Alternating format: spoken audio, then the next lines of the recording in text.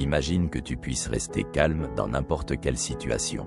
Imagine que plus rien, ni personne, ne puisse troubler ton esprit. Ni l'insulte d'un collègue, ni une rupture brutale, ni même une crise financière. Imagine que ton esprit soit comme le fond de l'océan. Peu importe la tempête qui fait rage à la surface. Au fond, dans les profondeurs, tout est paisible, sombre et immobile. C'est exactement ce que les stoïciens enseignaient il y a plus de 2000 ans dans les rues d'Athènes et les palais de Rome. Et aujourd'hui, je vais te montrer comment appliquer ces méthodes millénaires dans le chaos de ta vie moderne. Pourquoi est-ce crucial aujourd'hui? Regarde autour de toi. Nous vivons dans une économie de l'attention qui se nourrit de tes réactions. Les algorithmes sont conçus pour te mettre en colère. Le stress au travail est devenu la norme. Et peu à peu, nous sommes devenus les esclaves de nos impulsions. Mais le stoïcisme offre une alternative. Être stoïque ne signifie pas supprimer ses émotions ou devenir un robot sans cœur. C'est tout l'inverse. C'est comprendre tes émotions si profondément qu'elles perdent leur pouvoir de te manipuler. C'est transformer ta sensibilité en une force dirigée par la raison. À la fin de cette vidéo, tu ne seras plus la même personne.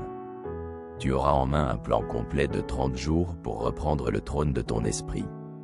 Si tu es prêt à devenir le maître de ton univers intérieur. Commençons. Segment 1, la psychologie derrière le contrôle. Pour maîtriser un ennemi, il faut d'abord le nommer. Qu'est-ce qu'une émotion?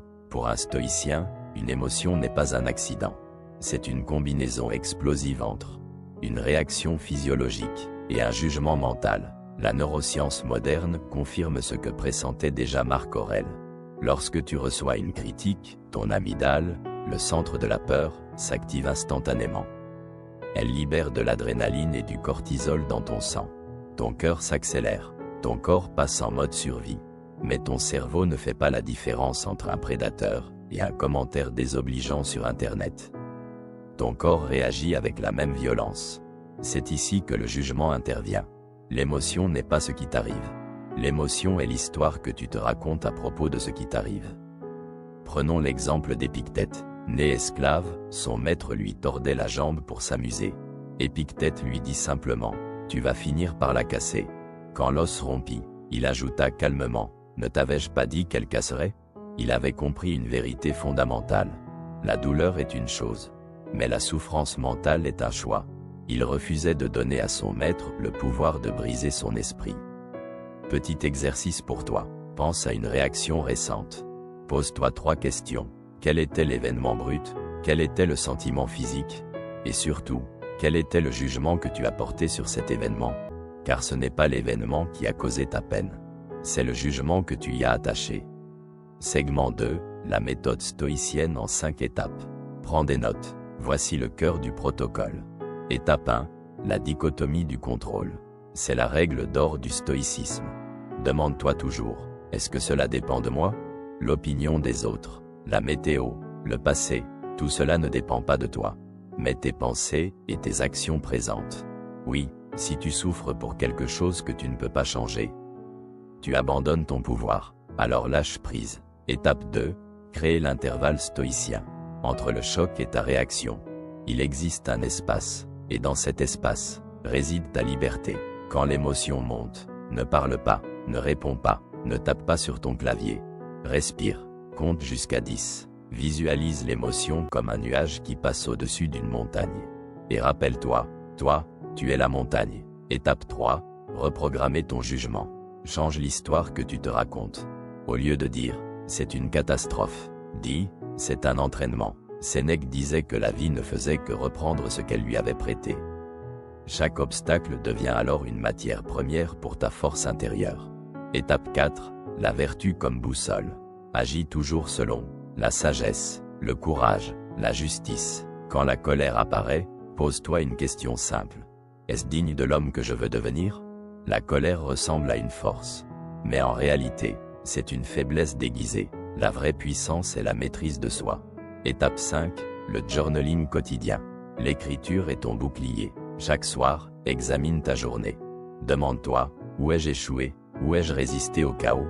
En écrivant, tu sors l'émotion de ton esprit, pour la déposer sur le papier. Segment 3, le stoïcisme dans l'arène du XXIe siècle. Le stoïcisme n'est pas une philosophie de bibliothèque. C'est une philosophie de combat. Une philosophie faite pour être testée dans le feu de l'action. Regardons 3 arènes de ta vie. 1. L'arène professionnelle.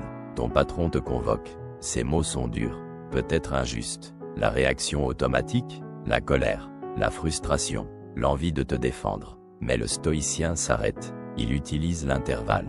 Il comprend que la critique appartient à celui qui la prononce. Si elle est fausse, elle ne te définit pas. Si elle est vraie, elle t'aide à progresser. Dans les 2 cas, ton calme est ta victoire. 2. La jungle numérique. Internet est une arène émotionnelle. Notifications, commentaires toxiques, trolls anonymes. Chaque fois que tu réponds à une insulte, tu donnes ton pouvoir à quelqu'un qui ne te respecte pas. Applique la dichotomie du contrôle. Son opinion ne dépend pas de toi. Son ignorance ne dépend pas de toi. Mais ta paix intérieure dépend de toi. Parfois, le silence est la réponse la plus puissante. 3. Le sanctuaire familial. C'est souvent l'arène la plus difficile. Une dispute avec ton conjoint.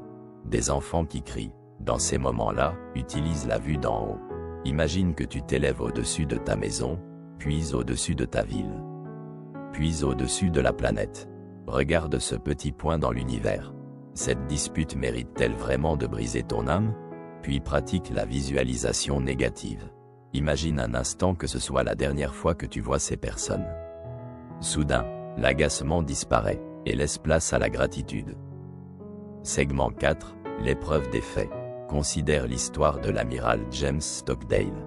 Prisonnier de guerre au Vietnam pendant 7 ans. Isolé, torturé, brisé physiquement. Comment a-t-il survécu? Grâce aux enseignements d'Épictète. Il refusait de juger sa situation comme mauvaise. Il l'acceptait comme sa réalité présente. Et il se concentrait uniquement sur une chose. Sa dignité intérieure, même dans une cage de fer.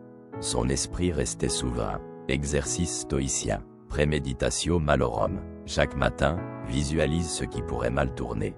Un retard, une mauvaise nouvelle, un problème imprévu. Ainsi, quand cela arrive, tu peux dire « Je m'y attendais ». L'imprévu nourrit l'émotion. La préparation la neutralise. L'action avec clause de réserve. Dis toujours « Je vais réussir, si le destin le permet ». Tu agis pleinement, mais tu restes détaché du résultat. Ainsi, l'échec ne peut plus te briser. Transformer l'obstacle. Prends une émotion négative, peur, jalousie, tristesse, et transforme-la. La peur devient prudence. La tristesse devient profondeur. La jalousie devient inspiration. Souviens-toi, l'obstacle est le chemin. Segment 5, ton plan stoïcien de 30 jours. Cette vidéo n'est pas un simple contenu. C'est un contrat avec toi-même. Semaine 1, observation. Observe tes émotions. Ne les juge pas. Nommer l'émotion crée une distance. Tu n'es plus l'émotion. Tu es celui qui l'observe. Semaine 2, l'intervalle. Avant chaque réaction, respire. Attends 5 secondes. Observe l'impulsion. Tu es le rocher. L'émotion est la vague. Semaine 3, amor fati. Accueille chaque difficulté comme un entraînement. Ton pneu crève? Parfait. C'est un test de patience. Tu perds un contrat? Excellent. C'est un test de résilience. Semaine 4, la citadelle. Tu écris chaque matin. Tu écris chaque soir. Tu agis désormais par principe. Et non par impulsion. Tu es devenu un point fixe dans un monde en mouvement. Conclusion, l'appel aux armes de l'esprit. La maîtrise de tes émotions est le combat le plus noble que tu mèneras. Le monde peut te prendre. Tes biens, ta santé, ta liberté physique, mais il ne peut jamais te prendre ton jugement. Si tu as regardé cette masterclass jusqu'à la fin, tu connais désormais la méthode. Il ne reste qu'une chose. L'incarner. Alors écris dans les commentaires.